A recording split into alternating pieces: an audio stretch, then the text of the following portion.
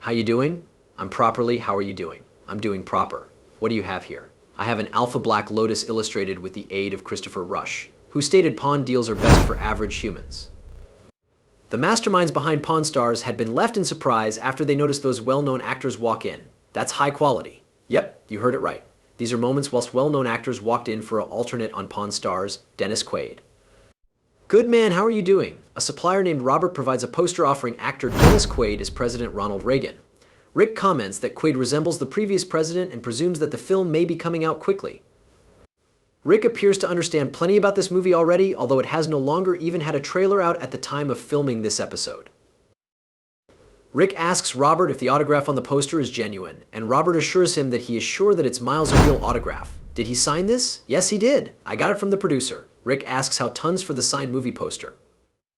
The dealer says he needs $350. Big query. How a good deal you want for it. I become wondering $350. Rick then says he desires to verify the signature earlier than he can cross in advance with the negotiation. So he invites Dennis Quaid in, flustering Robert. Good guy. How are you doing? Dennis Quaid asks where he got the poster, and Robert says he were given it from the producer, a tale that Quaid confirms. What within the hell are you doing with this poster? I got it from the manufacturer. Yeah, and I signed this for Mark Joseph, and he simply turns around and sells it to you, I bet. That's best. Adding that he did signal the poster for the manufacturer, Mark Joseph. Quaid says he had a variety of admire and admiration for President Reagan due to the fact he was such an enigmatic man or woman who although gained the hearts of the American people. Rick asks him again to make clear whether it's his signature on the poster. Quaid says the illegible script is certainly his work. So the massive question is, did you sign that? Yeah, it is illegible as it's far. That's me. Rick says he's going to supply Robert $100. But Robert says it's far worth greater than that once it was, in my view, authenticated by way of Dennis Quaid. Ultimately settling for $200. How approximately $250? $200. All proper, I'll do $200. Great, Bob Dylan. A purchaser named James brings in Bob Dylan's album Self-Portrait. Got an antique Bob Dylan album right here. Okay, it is 4 years old. That's now not that old. Which became released in 1970, asking for $150 because it had minor put on and tear over time on account that its release. Rick describes this album as bizarre because it turned into an album packed with distinctive versions of other human beings' songs. Bob Dylan launched Self-Portrait returned in 1970. It became a quite bizarre album. However, he admits that the album is in first-rate form and that he ought to sell it to a collector. Unbeknownst to James, Bob Dylan became on the town acting in Las Vegas, a detail that is later revealed to were recognized by Rick the complete time. James hears Rick's appraisal and asks for $150 for the album. Rick offers $50. I become questioning maybe like $150. It's greater like $50. And he explains that $150 to $200 if the album is in pristine circumstance. I seemed online and I visible those going for $100 or $150. And they seemed in pretty similar condition. James takes the $50 and Rick comes up with a plan to flip the album for more money. All right, I'll do $50. Okay. Let's go perform a little office work. He decides that the excellent way to raise less well-known album is to ship Chumlee out to get it signed by Bob Dylan himself. Chumlee heads out and runs into Bob Dylan out of doors of a hotel in which he's performing. Bob Dylan graciously agrees to signal the album and he asks if Chumlee needs a selected determination. Chumlee says to simply make it out in his name, which the musician does. When Chumlee returns with his personalized signed album, Rick is annoyed and asks if that is a Shaggy Dog story. It's a bit better than what you desired it signed, but a touch too. Comic story? No, it's a signature. Rick clarifies that no one will need to buy an album while it's Miles signed to Chumlee. No one's going to want to shop for. To Chumlee. Rick tells Chumlee to preserve the album for himself. Just keep it, just keep it. Meanwhile, the founding father of the pawn store, Richard Harrison, sits in his wheelchair inside the history of the scene and shakes his head at Chumlee's foolishness, Steve Carell. Rick comes across a client who appears an amazing deal like Steve Carell. When he confronts him, Carell denies that it's for him. Are you Steve Carell? No, I get that plenty. I'm not. Okay, yeah, I idea he was a lot shorter. Only when Rick jokes that of route, the client cannot be Steve Carell, on account that he imagined that the actor could be a good deal shorter than him, does Carell indignantly affirm that he's the actor, Steve Carell. So you're Steve Carell? No. Rick says that what he loves about Vegas is in no way understanding who you could come upon. What I love approximately Vegas is you by no means understand who you're going to stumble upon. Eventually, Steve says he is interested in the World War II diver's knife he become admiring through the glass case Rick is standing in the back of. the World War II diver's knife. I've been in the market for a World War II diver's knife for a while. Rick tells him the knife is worth $2,500. A diver's knife. $2,500. Okay, it appears a little. As Rick arms him the diver's knife, Carell jokes that it seems like a Billy membership and begins to open and play with the knife. Billy Club. I recognize that is what you were going for. Yeah, serrated after an awful lot joking and laughter, Rick's unusual negotiation with Carell begins. Carell starts via presenting 4,000 greenbacks for the knife. I will give you 4,000, that's $1,500 greater than the asking charge. Seeing this, Rick increases the rate even extra, asking for $5,000. I'm a 5. Carell counters this with a proposal of $6,000. Carell does no longer purchase the knife. However, says he's a collector himself and loves searching around the pawn save, and that he could return to spend hours wandering around the next day.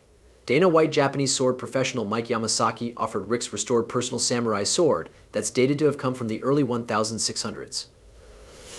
The sword turned into cautiously refurbished, gaining a new case, proper Japanese wooden, and a conventional cope with wrap.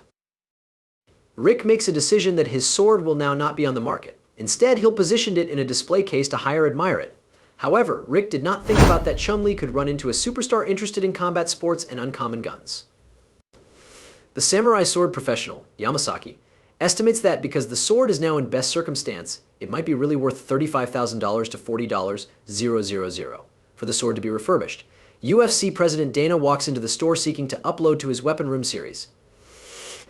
Hey, what's up, man? How are you doing, buddy? Good. Chumlee hears this and begins bragging, approximately having a samurai sword that might be traced lower back to its original samurai-owned family loads of years ago.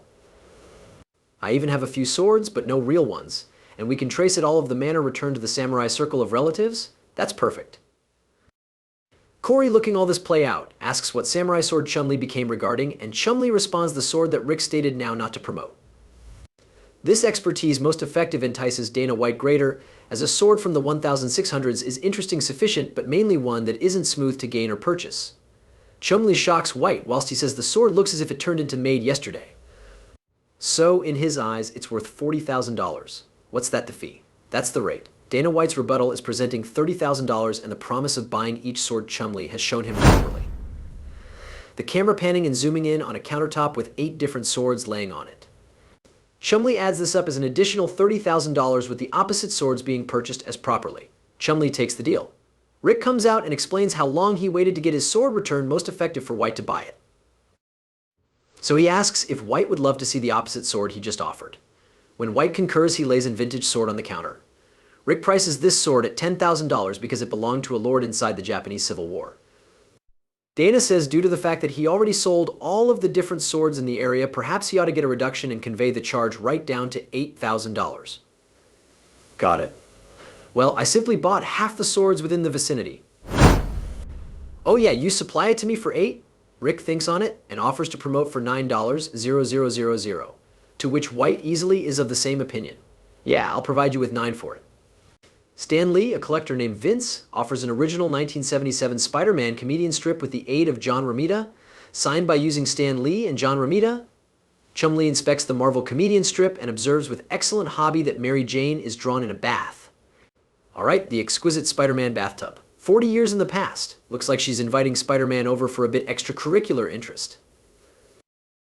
Chumlee goes directly to explain how Marvel is synonymous with Stan Lee, and that Spider-Man turned into perhaps his second man or woman created. Chumlee, a Marvel enthusiast in all likelihood already, is aware of how he desires to confirm the authenticity of this piece, as Stan Lee is currently in Vegas doing a meet and greet and the new Avengers show off. Vince explains that after he bought this original artwork from Mr. Romita, he had him sign it. So how did you get the signatures on there? Well, after I sold this from Mr. Romita, I had him sign it for me. When Chumlee asks how tons Vince desires for the piece, Vince affirms that he has been the most effective owner of the comic strip for decades, and that it is well worth is anticipated to be around $8,000 to $10,000. Well, I've been the simplest owner of it for decades, okay? The scene then cuts to Chumlee speaking to Digicam and explaining that he is heading down to the Avenger station at the Las Vegas Strip to satisfy Stan Lee and authenticate the signatures on the paintings for himself. While Chumlee and Vince wait in line to fulfill Stan Lee, they negotiate the really worth of the comic strip. I might put on a Spider-Man fit, but it's getting a little tighter than it is speculated to be these days. Vince highlights the nice elements of the comedian like Mary Jane in a bath, and the snappy speak written through Stan Lee himself. Chumlee gives three $200 and Vince winces at the low offer, asking as a substitute for $8,000. Mary Jane in a bath, come on, 80000. As they continue talking, Chumlee consents to $5,000 if Stan Lee himself authenticates the comic strip. Alright, if he says it is real, I'll do 50000. We'll do it the shake on the deal. The encounter with Stan Lee was a first-rate enjoy for Chumlee and Vince. Stan Lee himself appears in a bright yellow sweater, smiling and complimenting his very own paintings. John Romita drew it. He's tremendous. What we sincerely cherished approximately it changed into the snap. Chumlee is said to like the inspirational messages that Stan Lee might include into his work. Everyone is vibrant-eyed as they communicate with the force at the back of Marvel's greatest heroes. Stan Lee pulls out a unique lens from his sweater to closely inspect the comic strip. He makes effective sounds and is of the same opinion that it's far his signature. That's my signature. So this is your signature, huh? Whose is it? Yours? You're a lucky man. Chumlee and Vince shake his hand and give their thank you as they excuse themselves to allow the following fan a chance to talk with him. Stan Lee says it become his satisfaction to fulfill them and tells them to carefully body the comedian strip. Chumlee and Vince shake hands over again to verify the $5,000 deal. 50000. Alright, it's a bargain.